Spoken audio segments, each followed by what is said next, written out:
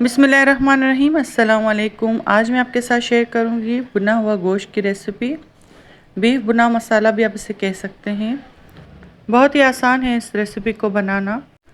खाने में भी ये बहुत ही टेस्टी और लाजवाब बनता है। तो चलिए ये रेसिपी को स्टार्ट करते हैं।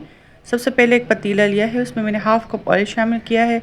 साथ ही कुछ स्पाइसेस ऐड करेंगे, जिसमें हाफ़ टी स्पून काली मिर्ची है, 5 से 6 इलायची, 2 स्टिक दालचीनी, 5 से 6 लौंग, 2 तेज़पात और 1 टीस्पून सफ़ेद ज़ीरा, 2 बड़ी इलायची। ये सारे मसाले मैं ऑयल में शामिल कर दूंगी और इसको 1 से 2 मिनट तक भून लेंगे। जब इसकी अच्छी सी खुशबू आने लगेगी तो मैं इसमें बीफ ऐड करूंगी। इस रेसिपी में मैंने 1 केजी बीफ शामिल किया है। आप चाहें तो चिकन या मटन में भी ये रेसिपी बना सकते हैं। मसालों की अच्छी सी खुशबू आने लगी है। अब मैं इसमें बीफ शामिल कर दूंगी और इसको अच्छे से भून लेंगे 1 से 2 मिनट के लिए। बीफ हमारा अच्छे से भुन चुका है। अब मैं इसमें लहसुन अदरक का पेस्ट शामिल करूंगी। तकरीबन 2 टेबलस्पून मैंने लहसुन अदरक का पेस्ट शामिल किया है। लहसुन अदरक का पेस्ट शामिल करने के बाद भी मैं इसको तकरीबन 3 से 4 मिनट तक भून लूँगी अच्छे से, ताकि लहसुन अदरक की कच्चेपन की स्मेल ख़त्म हो जाए। अब मैं इसमें प्याज शामिल करूँगी। 1 मीडियम प्याज ली है मैंने, उसको स्लाइस में मैंने कट कर लिया है। अब ये इसमें शामिल करेंगे और इसको तेज़ आंच पर तकरीबन 3 से 4 मिनट तक भून लेंगे, ताकि प्याज हमारी अच्छे से गोश्त में गल जाए। प्याज को मैंने अच्छे से गोश्त के साथ भून लिया है। अब हम इसमें स्पाइसेस ऐड करेंगे। 1 टेबलस्पून के करीब मेरे पास पिसा धनिया है, ये मैंने इसमें शामिल किया है। 1 टेबलस्पून इसमें मैंने कश्मीरी लाल मिर्ची शामिल की हैं। 1 टीस्पून मैंने इसमें रेगुलर वाली लाल मिर्ची शामिल की हैं। हाफ़ टी स्पून मैंने इसमें हल्दी शामिल की है। 1 टेबलस्पून मैंने इसमें नमक शामिल किया है। 1 टीस्पून मैंने इसमें पिसा हुआ गरम मसाला शामिल किया है। अब इन सारे मसालों को मैं मिक्स कर लूँगी और अच्छे से इसको भून लूँगी।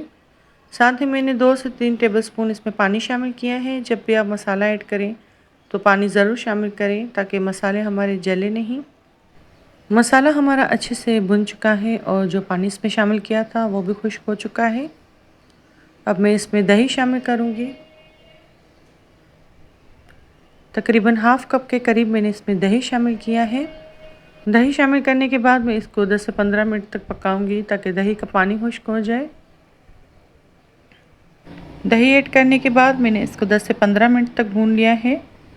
जैसे कि आप देख सकते हैं कि दही का पानी भी खुश्क हो गया है। अब मैं इसमें 2 कप पानी शामिल करूंगी। पानी शामिल करने के बाद मैं इसको ढककर मीडियम लो फ्लेम पर इतना पकाऊंगी कि गोश्त हमारा अच्छे से गल जाए।